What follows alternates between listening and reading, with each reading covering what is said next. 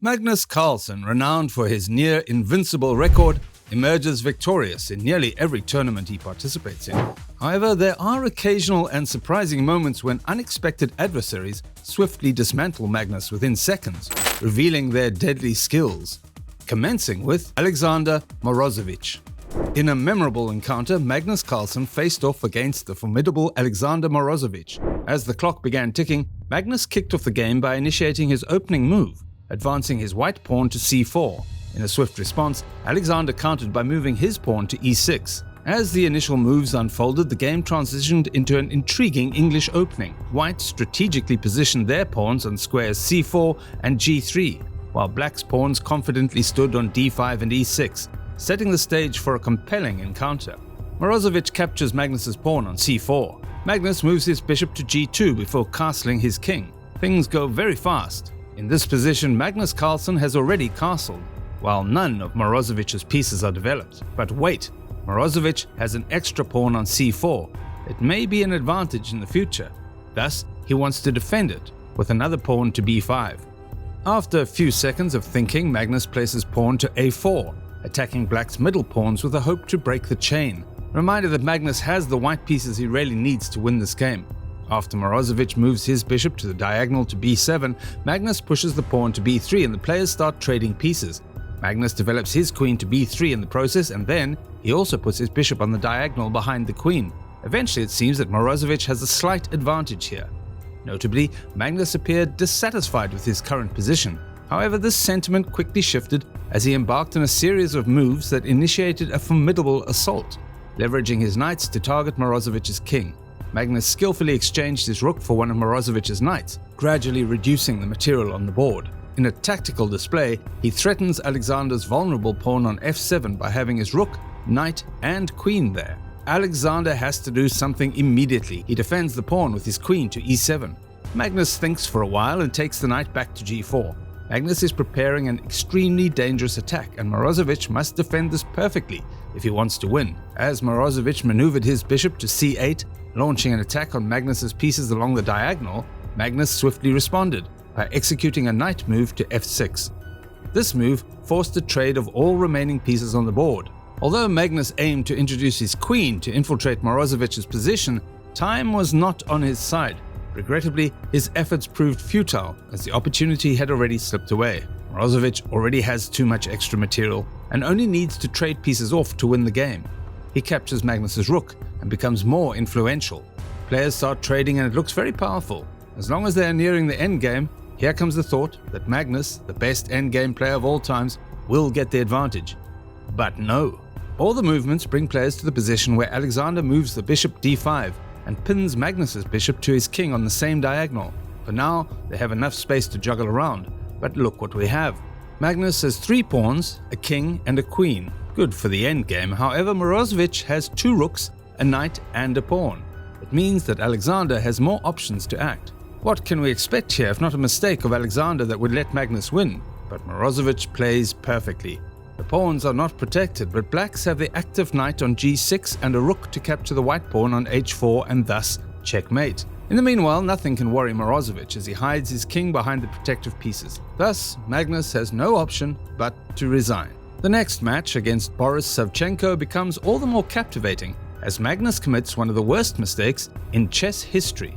Magnus Carlsen made his move by advancing his pawn to e4, prompting Boris to respond with c5. As the game progressed, it transformed into a Sicilian defense, with white's pawns positioned on c4 and e4, and black's pawns firmly placed on d6 and g6. Magnus continued by deploying his bishop to e2, and soon both players castled.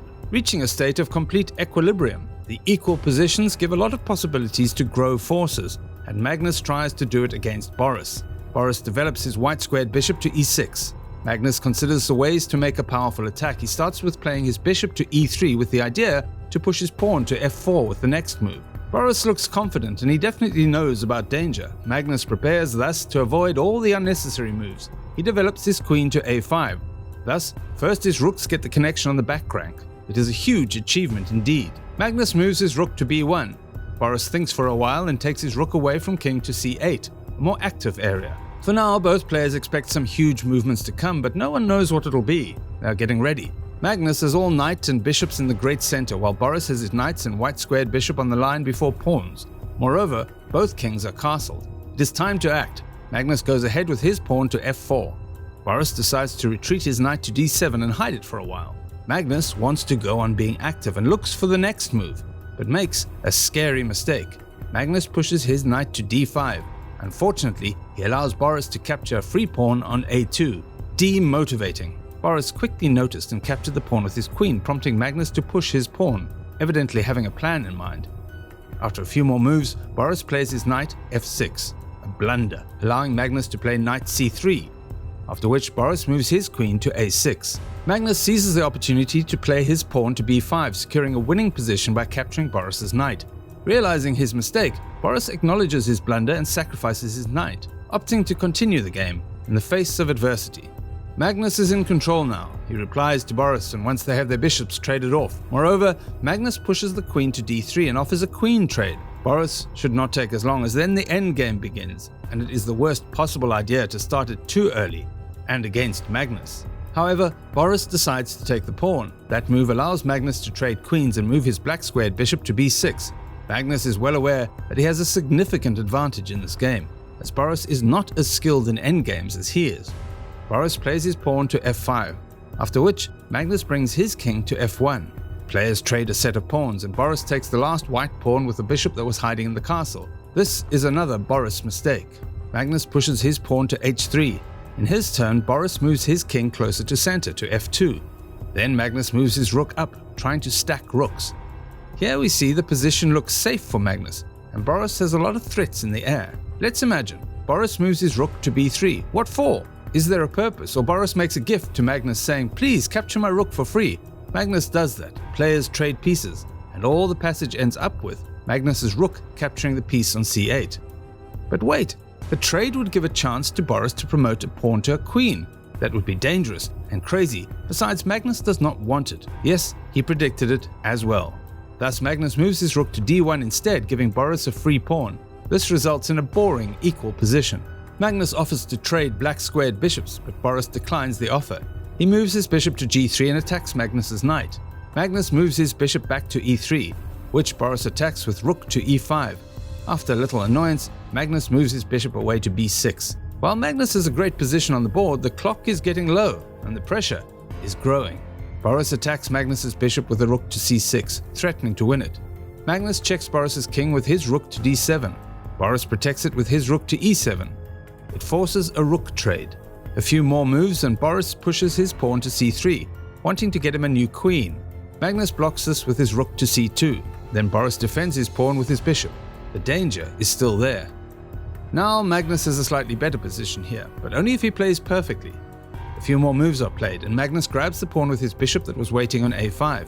Players keep trading material. Finally, Magnus has a rook and 2 pawns, while Boris has a bishop and 4 pawns. Just take a look. Then he stops the clock. The game is over because of the illegal move. The game serves as a reminder that unwavering passion for chess and a relentless drive to play can overcome any obstacle. If you enjoyed the video, please subscribe and give it a thumbs up. We will continue to bring you more thrilling chess games in the future.